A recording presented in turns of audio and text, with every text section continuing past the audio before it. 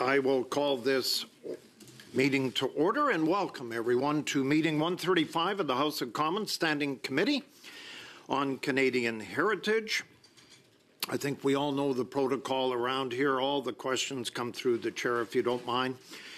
Pursuant to Standing Order 1082 and the motion adopted by the committee on Wednesday, September 18th, 2024, the committee shall commence and study on the protection of freedom of expression. So we're going to welcome our witnesses in a moment. But if you don't mind, we have 1 hour with the witnesses today till 5:30. But I would like to talk about yesterday because it was breaking news yesterday. Committee members, I will update further as we will have the second hour of this meeting with committee business dealing with what happened in the House of Commons yesterday. It's in regard to the House order that was passed yesterday instructing this committee to return to the 8th report that the chair of the committee tabled in the House. The committee was instructed to return to study the bonuses and staff cuts that were made to the CBC, and that the current CEO, Catherine Tate, and incoming CEO, which is Marie-Philippe Bouchard, as well as the minister and experts, will appear before the Heritage Committee. As you all know, we have the minister coming next Wednesday, so we'll talk about it in the second hour. Point of order, Mr. Chair. There's only 1 hour scheduled for the meeting. No, we actually have 2 hours scheduled for next Wednesday. An hour. So I just want to be this clear. one, yes. This week. So you're talking about Monday. Yes, that's right, Mr. Noor Mohammed. I would like to set aside 10 or 15 minutes because of what happened in the House yesterday. We need to talk about what happened in the House, as now we have been summoned by the House to have Catherine Tate come, the new CEO of CBC, along with expert witnesses. So I know we're only scheduled here for an hour, but as the chair, I think we do need to get our names into order. Mr. Koto, I believe, yes? Yes, we have to get consent from the committee to do this, right? It can't just be the prerogative of the chair. We need to have a discussion and vote on it, correct? To change the agenda? Clerk?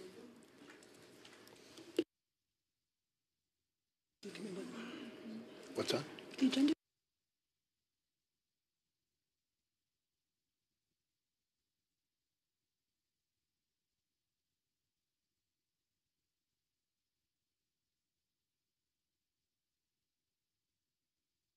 Yeah, you know, thank you, Mr. Koto.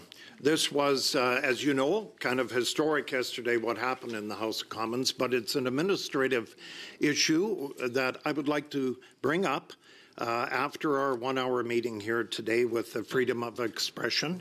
And according to the difference. Oh, sorry, Mr. Chair, I apologize. No, go ahead. No, I was just. There's a difference between what you want to bring up and what the agenda of the committee is. So unless we move a motion to adjust the agenda, I don't see this as a valid discussion point. We can always have this discussion at our next meeting.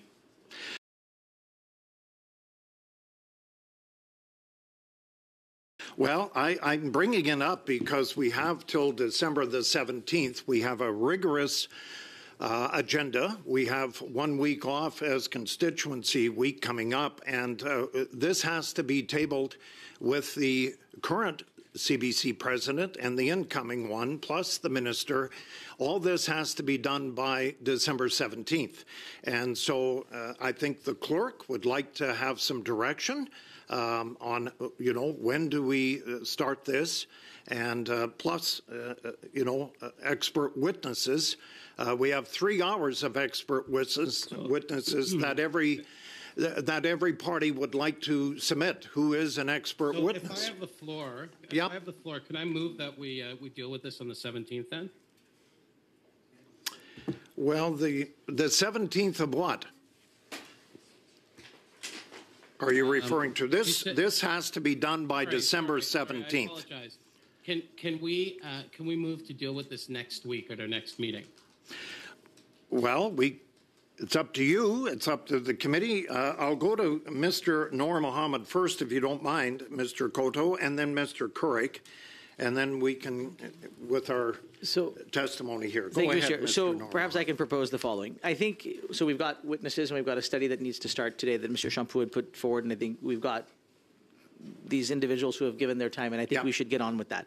My suggestion is this: given that the notice of meeting was for an hour, and as a result, people may have made other arrangements for other things, we've got the minister coming next week on the 6th, I believe. Yes. We've got our meeting on Monday. My suggestion would be that before we get into witnesses next week, we get this dealt with at the top of the meeting next week. It gives everybody time to think through how we actually deal with this. There's multiple schedules to be dealing with, an individual that is not yet in the employ of the CBC that's been called, someone that is like clearly on her way out that we have called. Yep. We've got a minister that is going on mat leave starting Monday, but is coming for her appearance.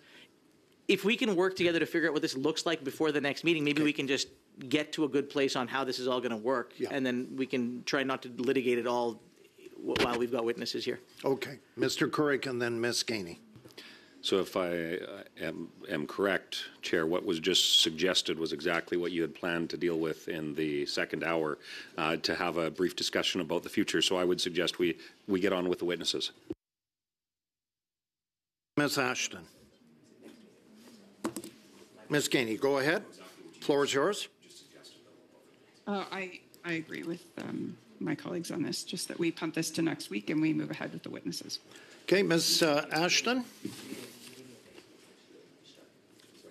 Ms. Ashton? Yeah, just my concern that we only have 1 hour with witnesses today, and they heroically came on very short notice, so I'm keen to move forward with the meeting and discuss the details with respect to the motion that we passed in the House at our earliest convenience. Okay. Thank you very much. Saying that, then, we have 1 hour till 5:30 with our witnesses today. And we have, Mr. Champoux, go ahead. On a discuté déjà. Well, we have already spent around 10 minutes or so, so 1 hour with the witnesses that we have today will be shortened furthermore. So can we ask the witnesses if they can stay for a full hour and we go beyond 5:30 with agreement of the committee, of course, so that we can actually use all of the time, if everyone's okay? How about you people? Fine? Fine on everybody? Yeah, we're conservatives, liberals, fine to go to about 5:40? Which would be an hour, okay? So thank you. We'll deal with this then on Monday. I just thought I would get ahead of everybody, but I see Monday is when we're going to talk about it. So welcome, guests. As an individual, Yiping G, a family doctor, thank you for coming here today to talk about freedom of expression. We have the Canadian Constitution Foundation, Christine Van Guy, is it? The litigation director, and then we have with us the research chair, France Quebec, on contemporary issues of freedom of expression. We have Mathilde Baraban, co-chair, Pierre Rainville, co-chair. We'll get to you in a moment, but the procedure here is 5 minutes for the three groups. So for Mathilde and Pierre, you can share your 5 minutes if you wish, because you're one organization, and then we'll move on. So Mr. G, family doctor, I will give you the floor for 5 minutes, your opening statement. Thank you. Good afternoon. My name is Yiping G. I'm a family doctor currently practicing in primary care and refugee health in Ottawa. I completed my medical school at the University of Ottawa and was awarded the Anne C. Amberg Prize, a convocation award for the best combination of academic accomplishment and sensitivity to community health issues. I completed my Master's of Public Health and Social Behavior with a certificate in Public Health Leadership from Harvard University. Also, as a scholar and practitioner of anti-racism and health equity, I was on the Canadian Institutes of Health Research Anti-Racism Advisory Committee, and I helped develop anti-racism education for the University of Ottawa's Department of Family Medicine. During my time at Harvard University was when I first visited Palestine. I deepened my learning on settler colonialism and bearing witness to apartheid and occupation as determinants of Palestinian health, as this has been my area of study here on Turtle Island related to Indigenous health in Canada. I was a resident in public health and preventive medicine at the University of Ottawa's Faculty of Medicine. I sat on Faculty Council, the highest governing committee for the faculty, and I was on the board of directors for the Canadian Medical Association last year. I learned intimately this past year that the boundaries of freedom of expression in Canada have been severely limited as it pertains to speech in support of health and human rights for Palestinians and Palestine. My experience of institutional anti-Palestinian racism and limitations on our freedom of speech parallels the stories of many who have chosen to speak out about human rights violations in Palestine. Anti-Palestinian racism is a form of racism and discrimination adjacent to Islamophobia and anti-Arab racism, but also distinct from both.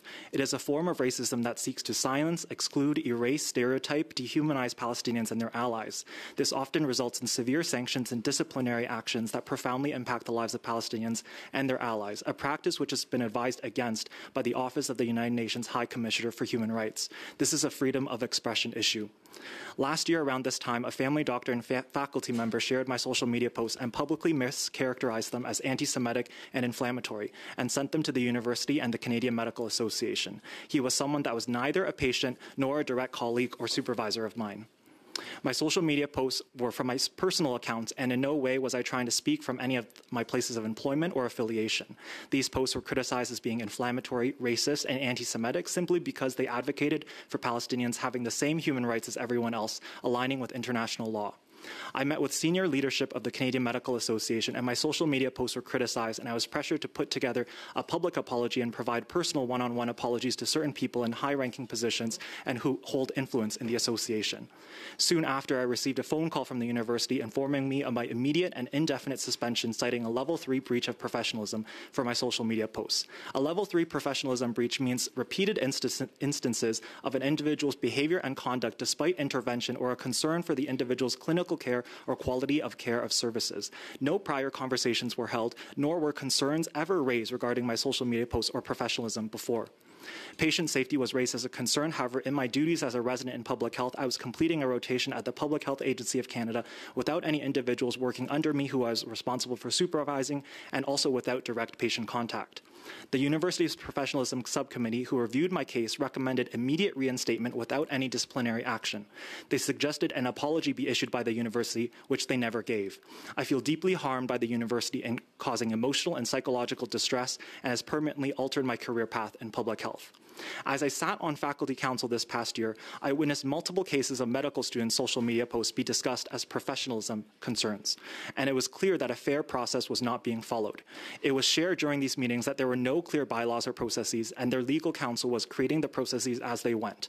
There were statements shared in these meetings that were rooted in anti-Palestinian racism, anti-Muslim, and anti-Arab hate without any accountability. The College of Physicians and Surgeons of Ontario has informed me of multiple complaints against me of a similar nature related to social media posts and not related to my clinical competency and conduct within the clinical setting. This is taking away time and resources from me, my legal counsel, and ultimately the college itself in managing legitimate cases related to professional competence and conduct. My purpose today is to ask the Standing Committee for support in holding institutions to account for overstepping in their policing of people's right to free speech and to recognize the appalling normalization of anti-Palestinian racism in educational institutions and places of employment, such as the University of Ottawa and the Canadian Medical Association. This is a non-partisan issue. There are solutions that are already being proposed, including a Conservative Private Members Bill C-257 titled An Act to Amend the Canadian Human Rights Act, Protecting Against Discrimination Based on Political Belief. Last week, the Alberta Premier, along with the Justice Minister, said that their government will review professional regulatory bodies such as the College of Physicians and Surgeons, which plays the important role of regulating professional competence and conduct, and introduce legislation next year to limit how they can police their own members on their speech. Thank you. Thank you, Mr. G. Right on the 5 minutes. We'll go now to the Canadian Constitution Foundation, and we have Christine Van Gyn, who is the litigation director on Zoom here. So, Christine, for 5 minutes, please, your opening statements. Yeah, thank you for inviting me today. I'm the litigation director with the CCF, which is a legal charity that fights for fundamental freedoms in Canada. And I am fascinated by the question that's been proposed by the committee today, which is the means government should have at its disposal to ensure the exercise of freedom of expression. And frankly, the government does not need more means. The government needs to do less. We already have the right to freedom of expression guaranteed in Section 2B of the Charter. Before the Charter, we had the right to freedom of expression protected in the Constitution Act 1867, which is similar in principle to the United Kingdom, whose unwritten constitution protects the right of public discussion. We are not granted these rights to freedom of expression by our government. We possess them by virtue of being human beings. And throughout human history, it's the government that's the greatest threat to our right to free speech, whether it was the execution of Socrates for his public philosophy or the brutal Star Chamber of King Henry VII, who punished those who printed without a license, or the attempted censorship of New York newsman Peter Zenger for his criticism of the American colonial government. Governments have tried to censor speech that they don't like as long as we have had governments. And it's hard for me to even know where to start on this question. Do I talk about the threat to freedom of the press, the problem with imprisoning people for words alone, the problem with using human rights tribunals to regulate art and comedy, or, as Dr. G brought up, how professional regulators are undermining the right of freedom of speech of so many Canadians in those professions? These are all real, live issues today, and the source of the problem is government. On free press, consider the Alberta press case, which involved a law that compelled newspapers to publish government rebuttals to criticism. That case was from 1937, so fears about the so-called fake news or misinformation are not new.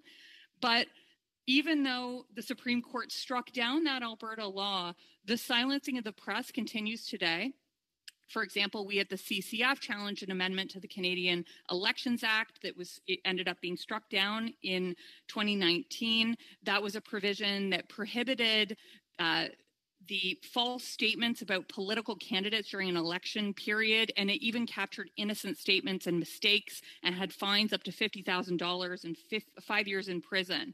We were successful in having it struck down. And while not censorship in the classic sense, millions of Canadians have lost access to news because of this government's Online News Act, done in the name of saving the news industry. The act has backfired spectacularly, with Meta refusing to comply and blocking news on its platforms. There's the Online Streaming Act brought by this government, which put the CRTC in charge of regulating content from companies like YouTube, Netflix, and Spotify, including user-generated content. And the free press is essential. It's an essential check on the authoritarian impulses of government, and the actions of this government continue to undermine it. On the criminal law power, censorship through criminalizing words is nothing new, even though we're well aware of the problems with it. Consider Quebecois Jehovah's Witness Amy Boucher, who in the 1940s was convicted of seditious libel for accusing the Quebec government of being too close to the Catholic Church. That is a viewpoint that was condemned at the time, but perhaps mainstream today. And consider how expressing the idea that gay people should have equal rights was an unacceptable view 60 years ago, but thanks to the free speech of people who publicly advocated for change, we have equal rights now in Canada for the LGBTQ community. Free speech is important for those who are in minorities, whether they're a minority viewpoint or a minority in some immutable characteristic. Free speech is how we define the contours of our other rights. It is not a value for the right or the left. It is a nonpartisan right for all Canadians, yet this government continues to undermine it. One of the purposes of free expression is to allow for debate on even the most controversial topics, because vigorous debate is how we best settle our disagreements, including disagreements about who should lead government. Free debate on contentious issues can't happen if the people currently in government are allowed to outlaw opposing point of views. The right to express your words and ideas goes to the core of who we are as individuals. The government doesn't need more means. It needs to stop trying to silence speech.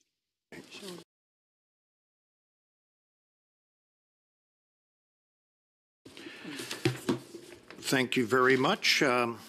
Right on time, Ms. Jine. And we're moved now to the Shell de Recherche, France, Quebec. And we're going to, pardon my English, We're going to start 5 minutes. Mr. Rainville, I think you're up first, and you may share your time or you may not, but you're free to. You've got 5 minutes. Merci, Monsieur le Président. Je tiens à remercier les membres. Thank you, Mr. Chair. I would like to thank the members of the committee for the invitation. You've invited us to talk to you about a very special fundamental right, which is the freedom of expression, and it's more than a fundamental right. It's the cornerstone of the vast majority of fundamental rights. There can be no freedom of religion, for instance, without freedom of speech. It's also a good idea to take stock before suggesting ways of protecting freedom of expression. First observation, it's all too easy to forget that words or comments that are disturbing or that might make others angry fall precisely within the scope of freedom of expression. The Supreme Court is a constant reminder of this. Second observation, freedom of expression is sometimes abused even by federal regulators and the Canadian Parliament itself. Illustrations, examples, let's start with the CRTC. In 2020, Radio-Canada broadcast the title of a book that some may find offensive. However, the book is not racist. It is one of the works that left its mark on Quebec in the 1970s. The CRTC blamed Radio-Canada and even demanded a written public apology from the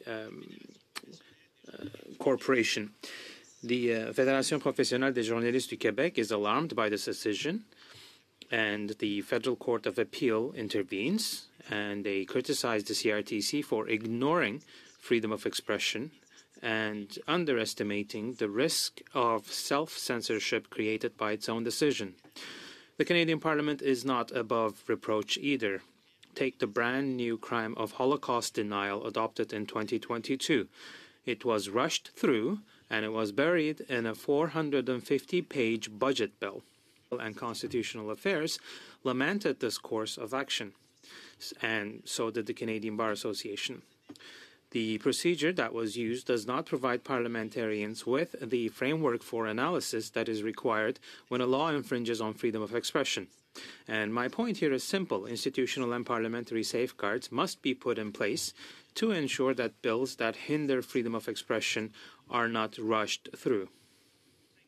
Another example is the current Bill C-63 on online harms. And I'll be clear, this bill is legitimate and valid on many fronts, but there are some provisions that actually undermine artistic creation and that go against that contravene the teachings of the Supreme Court of Canada.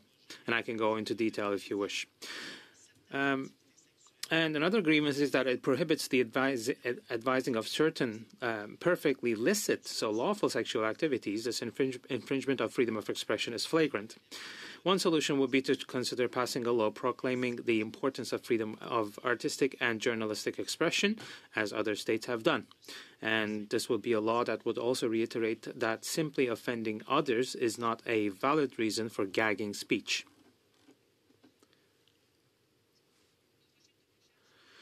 Our research chair is taking stock of the current state of freedom of expression, focusing in particular on 3 freedoms, which are the freedom of religion, academic freedom, and the freedom of creation. And I will talk about the last one.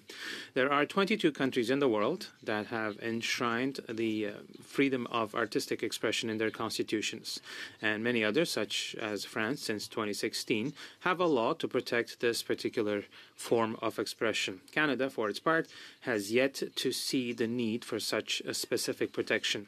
If France and other countries have chosen to provide greater protection for creative freedom, it's because art is an expression that often challenges the norms of what is good and beautiful, and in this respect is disturbing. But for this very reason, it can foster the democratic process, the search for truth, and contribute to personal fulfillment, which are the main Canadian principles for the protection of freedom of speech. While the Supreme Court has recognized that artistic expression is at the heart of the values relating to freedom of expression, and while Canadian Parliament sometimes vote motions in support of abused artists, we have to admit that this recognition and support are more timid here than in other countries, and especially in European bodies. And yet this protection has rarely been so necessary. In fact, for some time now in Canada, as we see in Europe and in the United States, a number of political groups have been using art controversies to advance their cause. freedoms. Art is thus at the center of both a conservative cultural war and progressive struggles. The former attacks cultural productions that consider sexual and ethnic diversity. The latter is waging a blitzkrieg around famous works of art to draw attention to the climate emergency, for instance, or denounce sexism and racism in art. As my field studies in Quebec's cultural milieu have confirmed, the work of cultural institutions has become considerably more complicated in recent years, and self-censorship is becoming entrenched. Perhaps additional constitutional or legislative protection would help solve the problem, but above all, Canada needs to develop a culture of freedom of artistic expression, and to achieve this, more modest actions than a legislative project could already be taken, and I'd like to discuss this matter in further detail. Thank you, Ms. Barabant. Okay, so how it works for the first round will be 6 minutes. We'll start with the Conservative Party. Mr. Giovanni, please. Thank you, Mr. Chair. Well, certainly this is a very important topic, and I appreciate the witnesses for being here. I do have some questions for Ms. Van Geyn, who I think gave an excellent set of opening remarks. And Ms. Van Geyn, I'd like to speak with you in particular about Justin Trudeau's censorship agenda, which has been implemented by the Liberal Party, certainly with help from the NDP. And when we talk about the censorship agenda, we're talking about primarily two pieces of legislation, Bill C-11 and C-18. Ms. Van Geyn, I'm sure you're familiar with them, but just for the sake of being on the same page, Bill C-11, of course, refers to the Prime Minister, Justin Trudeau, and the federal bureaucracy gaining more control over what Canadians can access on streaming platforms online. Bill C-18, of course, refers to Justin Trudeau and the federal bureaucracy having more control over the news that Canadians can see, which is limited access that Canadians have to news on platforms like Facebook and Instagram. So I'd like to start with just asking Ms. Van Geyn, do you share the concerns of many Canadians who are worried about Justin Trudeau's censorship agenda and Bill C-11 and C-18? I would add to that list Bill C-63, which has the potential to be one of the most censorious pieces of legislation that I've seen in a really long time. C-63, the Online Harms Act, would increase penalties for criminalized speech and hate-motivated crimes to life in prison, which part of the concern around that is using these heightened penalties to overcharge criminal defendants and create pressure for plea deals for lower level offenses when there is an argument that the Crown might make that there is a hate element. Even if it's not present, it can be charged, and this overcharging leads to pressure to plead out. Another concern we have about C-63 is that it would allow for someone who fears a future hate crime speech, that they can request a judge to put conditions on the would-be speaker, things like an ankle monitor or even imprisonment. And this is for future speech that has not yet taken place. This is incredibly chilling. C-63 would also create a civil mechanism for people to complain about speech to the Human Rights Commission. It's a return of Section 13 of the Canada Human Rights Act, which was rightly repealed for dragging before the Commission journalists and members of the clergy. There is no cost to bringing a complaint, but there's great cost to the complained about. And we have seen human rights tribunals bring before them comedians. That's in a Quebec context. So giving this power to these commissions will chill expression. I did not have time in my 5 minutes to mention C-63, and I understand that there is a separate committee hearing that will address that, but I wanted to put on the record our serious concern about that. With respect to the Online News Act and the Online Streaming Act, while perhaps not censorship in the most classic form, I do share the concerns of millions of Canadians who have lost access to news as a result of the Online News Act. I share the concerns of a lot of academics and Canadian content creators about the regulation of user-generated content on social media platforms like YouTube. I'm a YouTube creator myself. I have one of the largest, I think probably the largest YouTube channel about Canadian constitutional law, perhaps niche. If I could just, if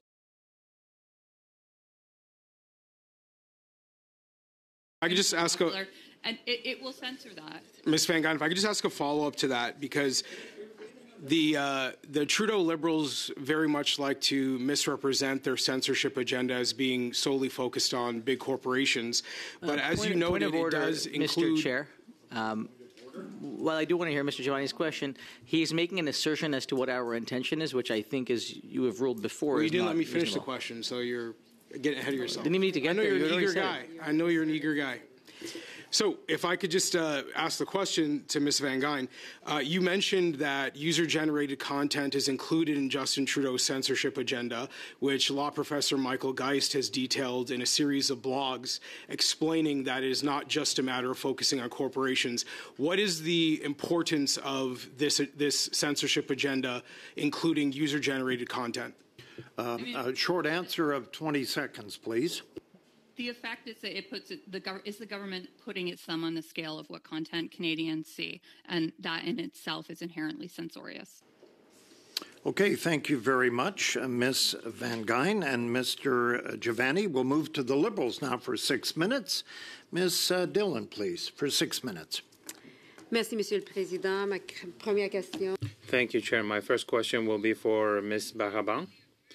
You spoke about creative freedom and academic freedom of expression, and you also said that there are other countries that have enshrined this in law.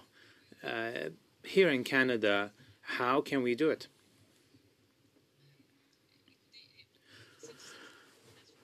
Well, it's a recommendation from UNESCO to equip oneself with legislation that would protect artistic creation and expression. This has multiple facets.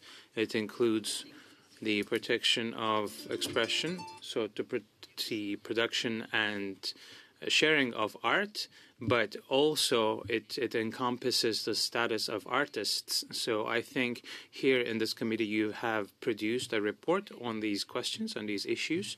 In Quebec, there is a law on the status of artists. It's work in progress, though. So there is ground for further reflection on how specifically these types of expression can be protected and the risks they involve, because artists have been having hard times since 2018 for a whole host of reasons. And you can also draw inspiration from countries such as France, who have recently adopted a law to protect artistic expression. That's just one example. So, can you give us an example from France of how artistic expression is protected, or what forms? Well, all forms. It doesn't necessarily have to have artistic value. It just needs to have artistic intent. For instance, this applies to cinema, to live performances, to museums. So it encompasses all forms of art that now benefit from increased protections. Thank you. So you also spoke in your testimony, in your opening remarks rather, about these issues, but you touched upon political controversies and that sometimes issues are politicized. Can you elaborate a bit more on that? Of course, that comes up quite often on field work that I do when we speak to actors, and from the cultural milieu in France and in Quebec, we can draw parallels and make comparisons. So it allows us to look beyond the horizons of our own country. So there's also the ties with the rest of Canada, which are equally valuable. So participants in my studies have told me that they have been suffering more and more pressures, and these come from their target audience, but also from the patrons. who are financing the artistic work. And I would also say that there are political requirements that further complicate their relationship with their target audience. I gave two completely different examples. I spoke about the conservative cultural war, and I also talk about progressive struggles. And people that I have spoken to do not always have the same stance regarding these two phenomena. They clearly refer to self-censoring, especially in libraries, that there are pressures to cancel events which would otherwise feature drag queens, for instance, that would come in and read books, or there are pressures on work that focuses on issues of racism and gender. So in these cases, library professionals, for instance, are asking for more protection to keep doing these important activities. So I would put the spotlight on these sorts of examples, but there is also a willingness to self-regulate around other issues. So people from the cultural milieu are sometimes favorable towards these. For instance, the issue of colonialization of art, or the fight against discrimination in the arts circles. And here they would seek to get tools to self-regulate and to react to these different themes and issues. Thank you. Seconds. The first round, 6 minutes, so go ahead. You've got 50 seconds. OK, perfect. Alors, est-ce que vous voulez continuer? Vous avez presque... Do you want to keep going? Well, listen, I think that was it. I think that was everything. I found this very interesting. So I don't know if you'd be able to answer in the remaining time, but what would you say about technology and the freedom of expression, quickly, if possible? Well, its connection to art is my field of specialization. I could talk about that.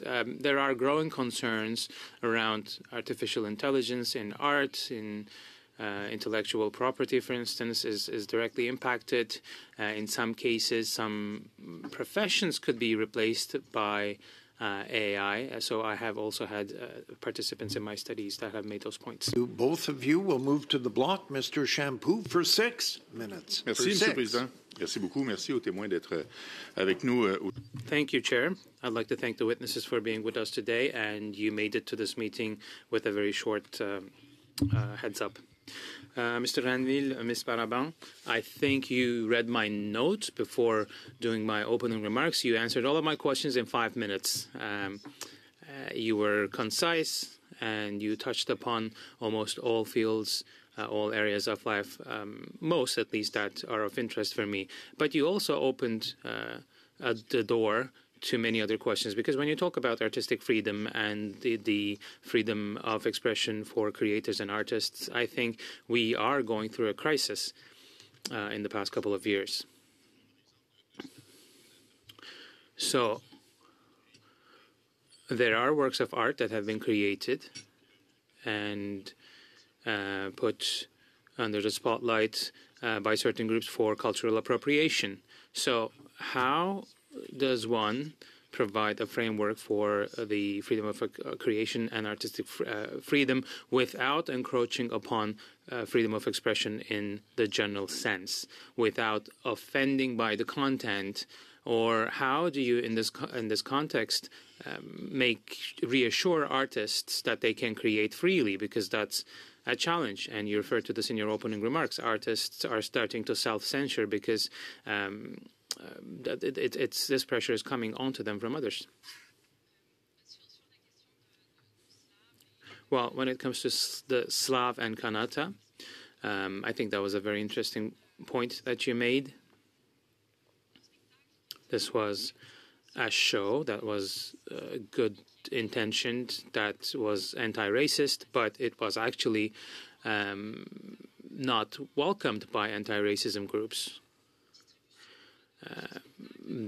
this show was going to depict scenes of slavery, but there were no people of African descent. And there were white people who were singing the songs. So people took issue with that.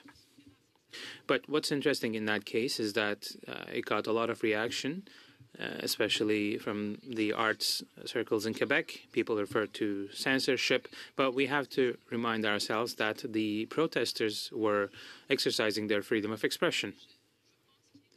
So I think it's important not to get confused when it comes to censorship or state control and the exercise of one's freedom of expression, which could sometimes be not so palatable for others.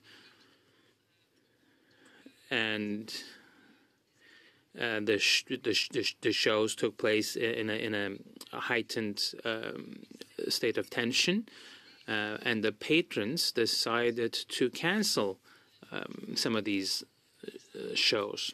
So I think we have to ask questions about the real responsibilities of the different stakeholders in all this and just raise awareness around, for instance, patrons as to the importance of freedom of expression and to let them know that they have a very, very, very big responsibility in all of this. And that is why I was referring to a key issue, which is to develop a culture of freedom of expression in general and freedom of artistic creation and expression as well. Go ahead, please. I think it is crucial to remind that we have to remind ourselves the decisions of the Supreme Court of Canada. And it is clear in their rulings that in a democratic society, people have the right to be disturbing in their comments and actions. It is also clear that there are pressures and there are struggles in artistic circles as well. But it's only normal. But maybe we should also talk about freedom of expression being about expressing oneself, but also about receiving comments and information when a work of art is not welcome. Then there is the other side of the coin, if you want. And sometimes, in my opinion, on a personal note, we have seen excessive reaction. This is not a comment that comes from my institution per se. Specifically, this is a personal opinion. But again, the freedom of expression also covers receiving, the receiving facet of getting information. Yeah, the right of not being offended doesn't really exist.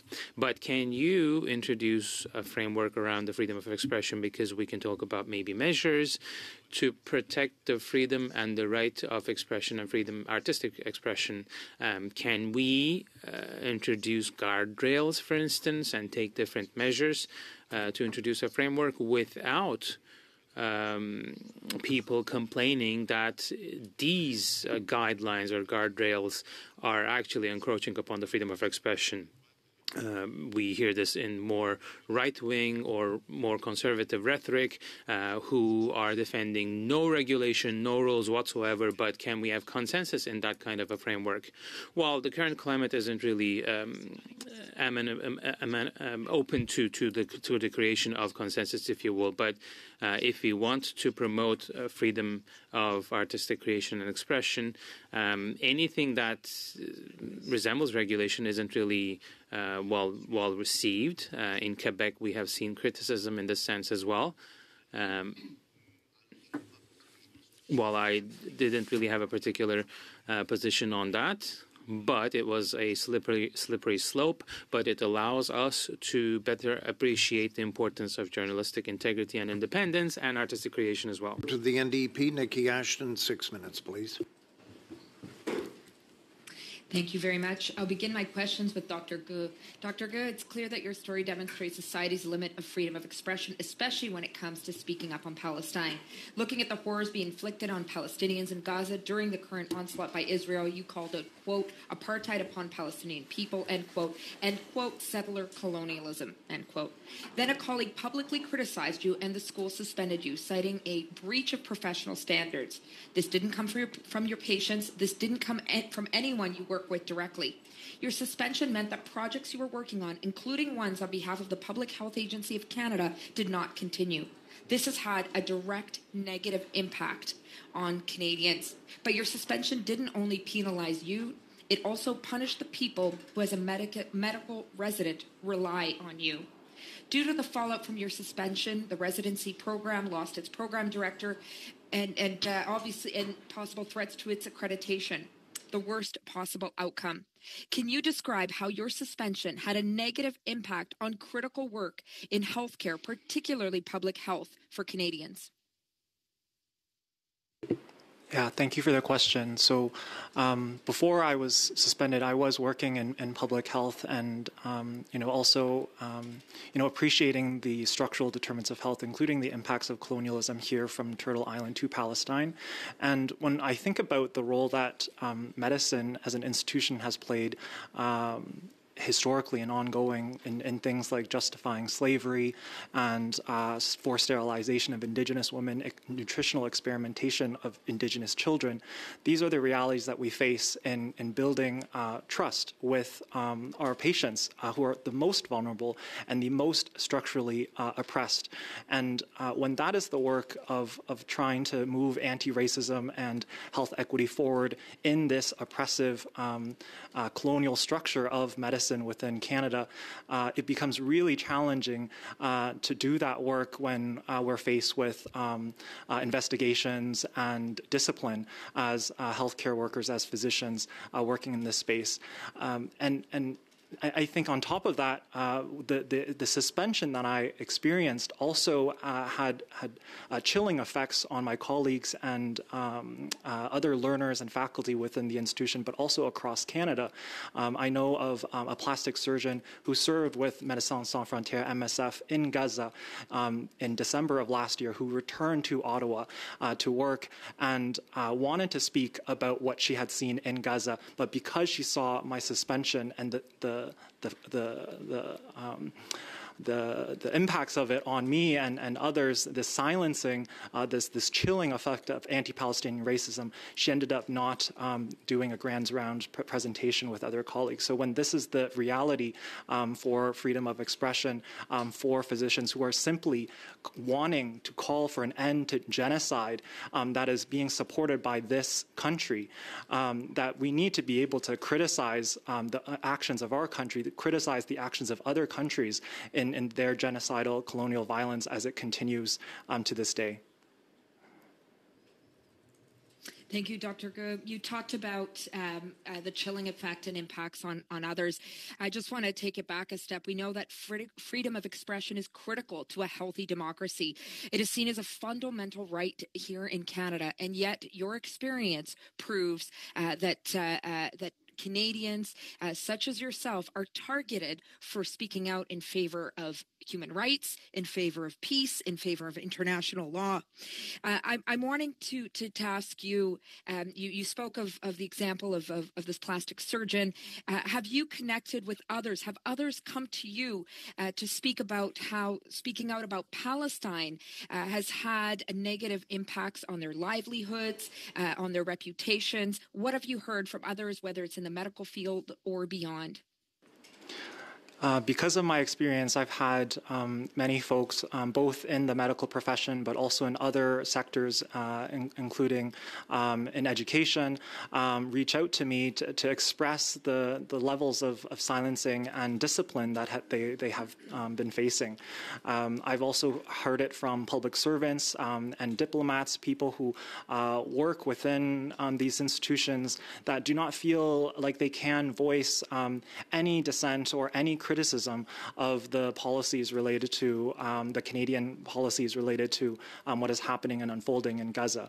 And when this is the reality, it becomes impossible to find a path forward for peace and justice for Palestinians in the region. I think it's also really important to recognize that the ways in which it manifests really represent bullying, harassment, intimidation from colleagues who just want to suppress any speech in support of human rights and dignities for Palestine and Palestinians. Thank you, Dr. Gu. And with the remaining moments that I have, I'm wondering if you can share with us what can politicians do to protect the voices of people like yourself who are speaking out and calling for action on to end genocide, for human rights, for peace, for justice. About 20 seconds. Yeah, there was the Conservative Private Members Bill that I mentioned earlier, but also I think there's a role for policymakers and parliamentarians here to defend the right to free speech so that we don't fully descend into a fascist government like what we are seeing in Israel. To be able to protect our free speech, to be able to criticize and find constructive ways forward so we center human rights and people and care and dignity is the utmost thing that we can do. Thank you. Thank you very much, Ms. Ashton. We'll move to the second round. Conservative Party, Mr. Gord. 5 minutes. Merci, Monsieur le Président. Thank you, Mr. Chair. I'd like to thank all of our witnesses. My first question will be for Mr. Renville.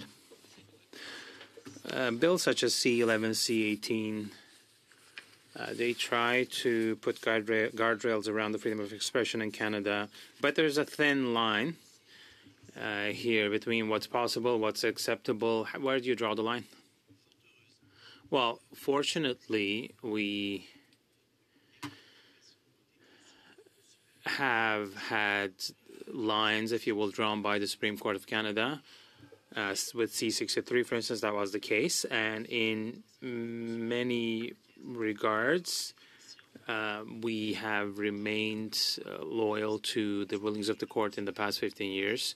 So when we talk about the protection of the freedom of speech, hate speech, for instance, is not covered, it's not included. And in 2013, we had another law that was abrogated. But the Supreme Court of Canada had already declared that its dispositions were valid. But there's another aspect of this legislation that is bothering me, and it went unnoticed. It's the victimization, sexual victimization as defined by the Bill of Children. And I'll give you one example, among others, maybe two examples. This bill does not keep the provisions of the criminal law. Of course, it's not a criminal piece of legislation, but there are aspects that touch upon artistic creation, and it applies to all forms of expression. But in C63, these means of defense applies to images, photography, etc., but bizarrely, it's not retained for written speech. So we are talking about artistic freedom, creation, but it's undermined in this way.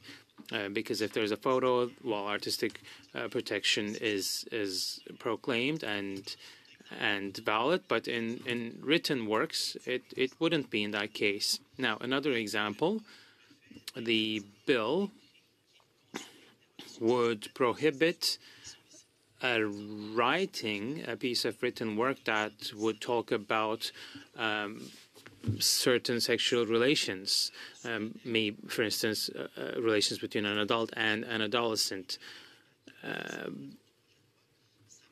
And I think that this is quite surprising. But again, I don't mean to say that the bill should be thrown in the bin, but there are some significant pitfalls in terms of the freedom of expression.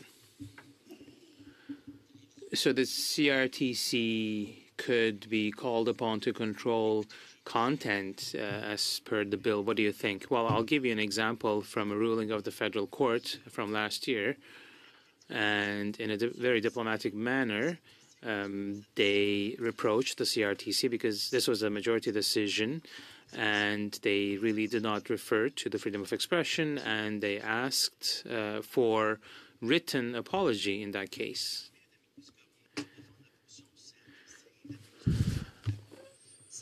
And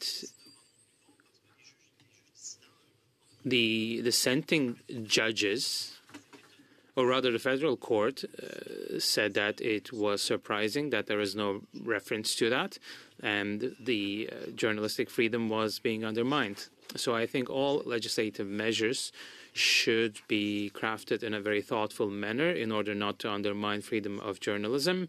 There has to be guidelines that need to be measured. But I think initially the CRTC should be asked to take into account the principle of the freedom of expression, the freedom of the press, and journalistic independence in decisions delivered by the CRTC, but that is not the case. Well, we have been talking about foreign interference to intimidate Canadians and to infringe upon their freedom of expression. So you started providing an answer. Maybe you can continue to provide a written comment too. While the Supreme Court had a ruling about fake news, many people think that legislators cannot intervene because of this decision, but I don't think that's a healthy line of thinking. In France, for instance, there's a very limited law on electoral law that prohibits the massive diffusion of fake news, not just simple opinions, but fake news that are objectively verifiable when this comes from a foreign state.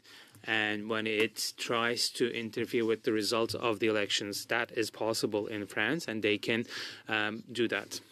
Move on for 5 minutes. Mr. Noor Mohammed from the Liberal Party. 5 minutes, please. Thank you, Mr. Chair.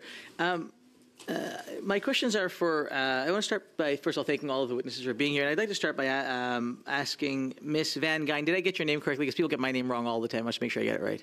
Is it Van Geyn or Van Geyn? Share your issue. It's Van Geyn. Like Van Geyn. Perfect. Thank you. I just want to, if you could just take a moment to clarify for me something that I want to make sure I heard correctly. When you were talking about Bill C-63, did you say that we were too tough, the law was too tough on hate speech? Yeah, so I think that the issue is with statutizing the definition, which is an inherently subjective definition. I think that there's an issue with the ability to add a new penalty when there's another offense committed to basically overcharge defendants. Got it. Okay, so I can give so you. No, that's fine. So I guess what I want to dig into is what would you say to members of the Jewish community or the Muslim community who right now who are seeing incredible spikes in anti-Semitism and Islamophobia that is resulting in violent physical assaults on people and institutions. The argument many of them make is that hate speech leads to these things, these types of actions. Would you agree with that? So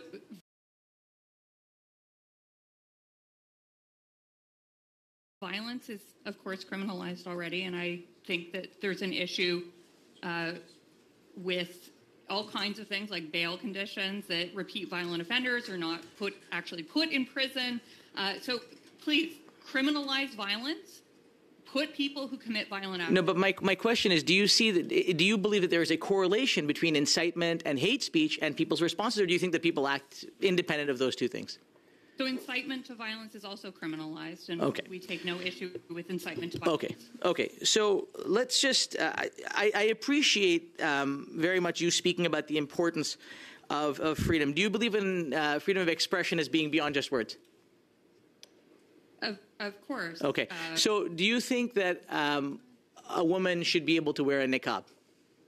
Of course I do. Do you think that it was inappropriate for the Conservative government to put forward, in the last time that Stephen Harper was Prime Minister, do you think it was inappropriate for them to put forward a niqab ban on women?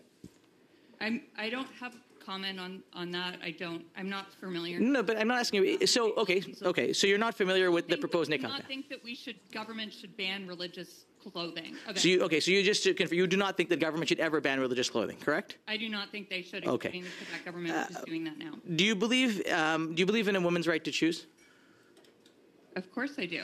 Do you think that is it to choose how to access healthcare? You mean like to choose whether or not she can get an abortion? Yes. That's my personal viewpoint. Fantastic. I do believe does it concern you? Does it concern you that conservative governments in certain provinces, and does it concern you that members of the Conservative Party are seeking to legislate eliminating or taking away a woman's right to choose? I'm not sure what you're referring to. I'm asking you specifically if a conservative. We're talking about abortion right now. I'm asking you that because I'm asking you if you believe in that freedom. What the connection is. I'm asking you if Mr. you believe Speaker, in that point of order freedom. here. What's the relevance to this? Point of order. Expression. Freedom of expression. Expression takes different forms. Well, I've asked the question, and as you well Yeah, know, but you're pounding her now. That's the point. Oh, now you're concerned. Okay, great. Okay, let's. I don't feel hounded. I just don't understand. Okay, let me ask the question differently. Do you believe people have the right to express their views on abortion? Okay. Do you believe that people have the right to legislate whether or not a woman has the right to choose? I mean, now you're talking about sort of parliamentary sovereignty issues, which are well beyond the scope of. I mean, Parliament can legislate on all kinds of things, and then they're put in check by the Supreme Court. I really don't. Okay. So view legislation as like Parliament is sovereign. So if Parliament decided, so if Parliament decided to do certain things and pass certain laws, then that would be sovereign. And that would be the law, and that's what we should all adhere to, and there should be no opposition. Is that what you're saying? Well, I'm a little confused by the line of questioning. Parliament can legislate. Legislation is subject to our Constitution, which is, can then be reviewed by the court. So we can get more into this later. Are you concerned, or were you concerned when the former premier of New Brunswick, who has recently transitioned into being the former premier, and Premier Moe in Nova Scotia, are trying to put restrictions on a child's right to use the pronouns that they want to use?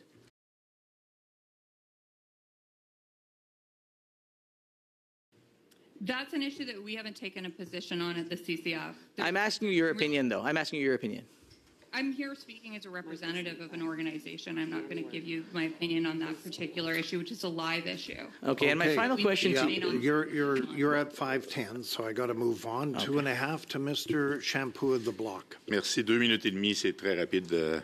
Thank you. 2 minutes and 30 seconds. We'll go very quickly. You were talking about C63 and its shortcomings, but do you think that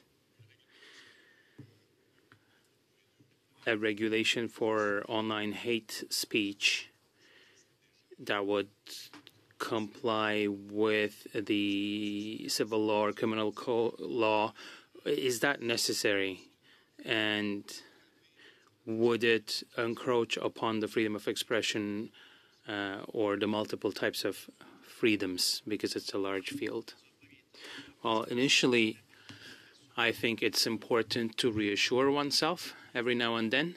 The bill actually refers to the guidelines introduced by the Supreme Court. Offending and vexing, it doesn't amount to the level of hate crime.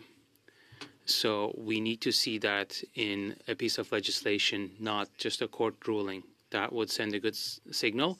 That would refer to the criminal law and other pieces of legislation on that front. I think it's useful, but we have ground to have concerns because there needs to be more limits introduced to its scope. Well, you were saying that it has its shortcomings, but we shouldn't be throwing the baby out with the bathwater.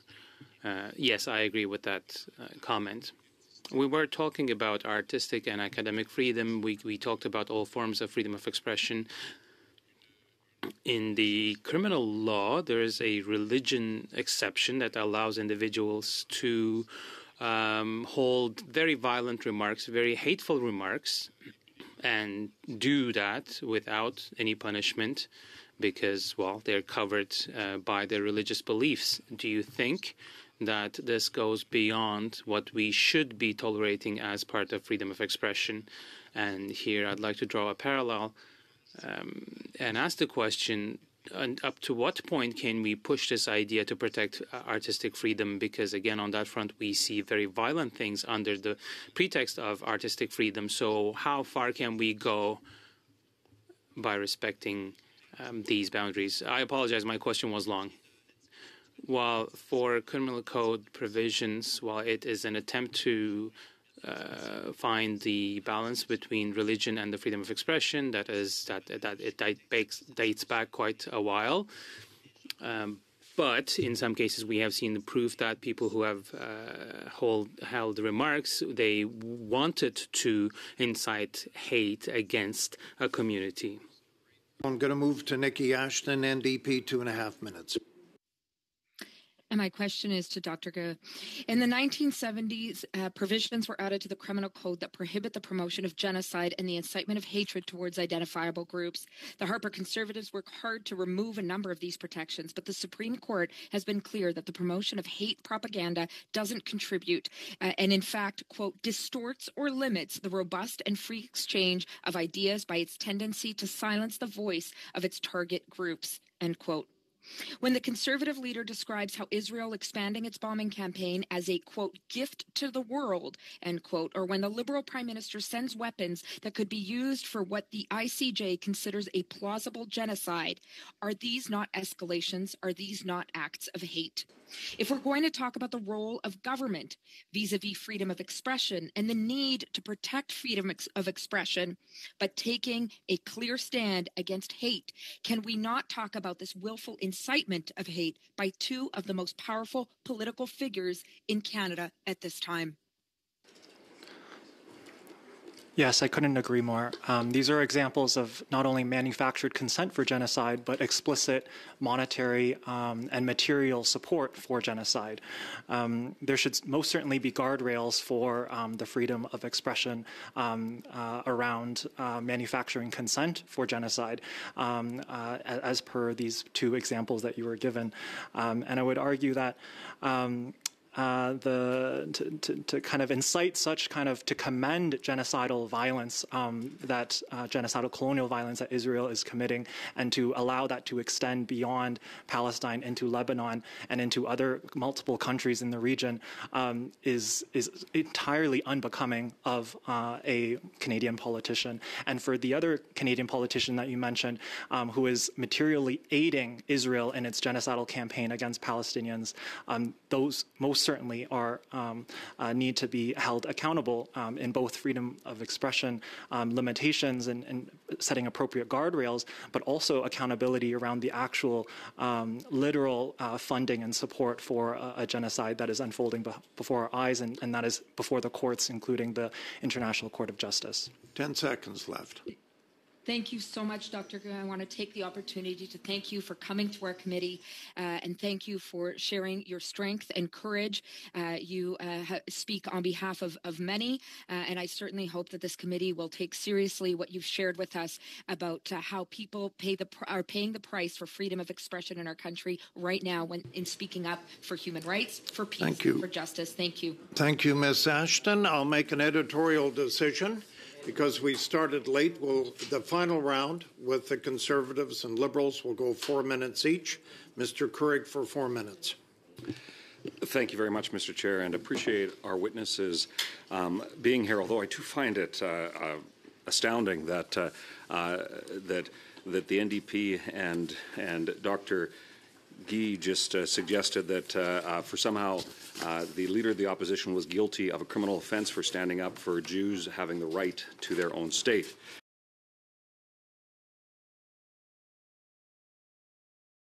I would, however, Ms. Van Gyn, Bill C-11. Point of order.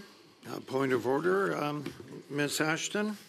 Yeah, I think we need to be accurate. Nobody said such a thing. And the quote that I shared was with respect to Israel's bombing. Let the record show exactly what was said rather than conservative interpretations. Okay, move on. Mr. Courig, please. Canadians can judge for themselves. Ms. Van Gyn, when it comes to Bill C-11, do you see it in conflict with the basic freedoms that Canadians are guaranteed in the Charter of Rights and Freedoms? I do. I do have issues with C-11. In particular, the ability of the CRTC to regulate user-generated content. That, I think, is the biggest concern.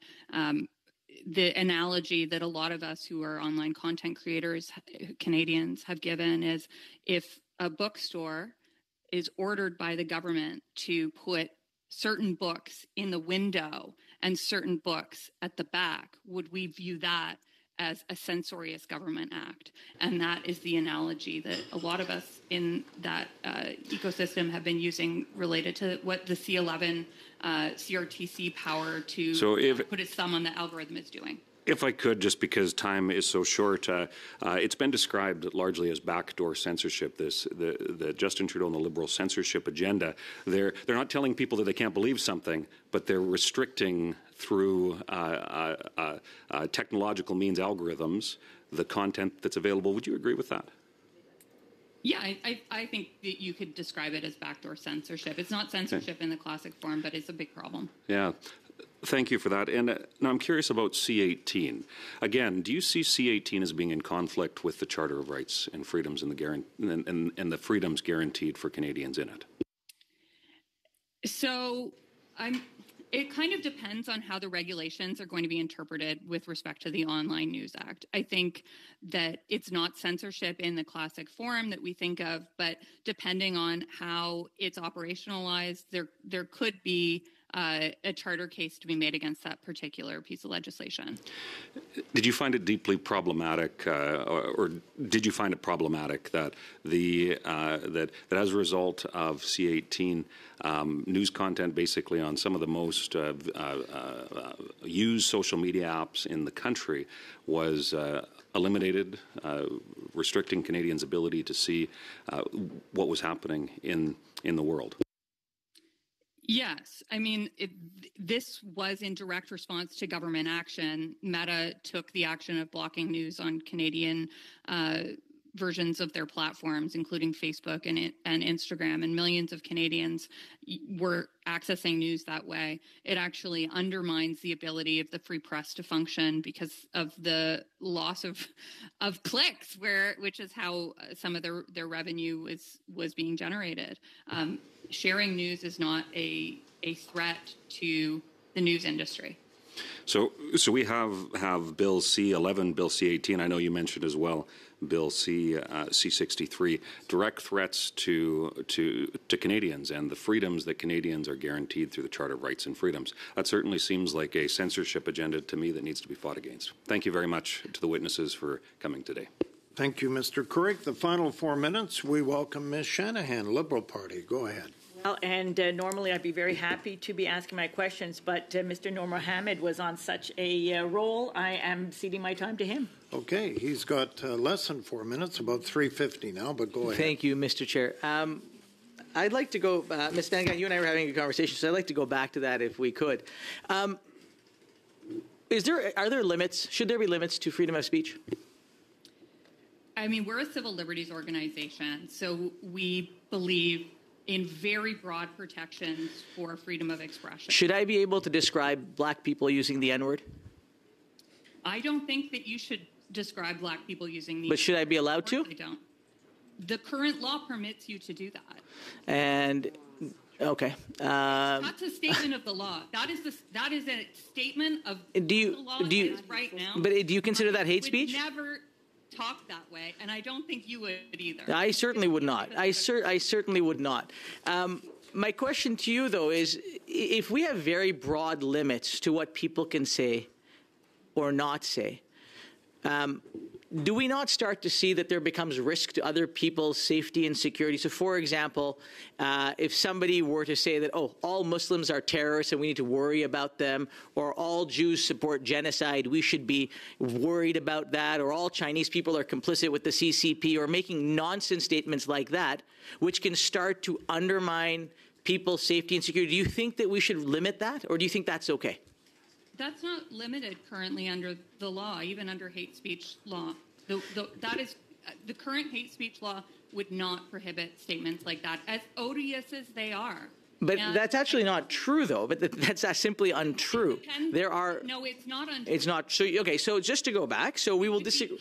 It would be incitement. Okay. So incitement. Which is a much higher threshold than what you're describing.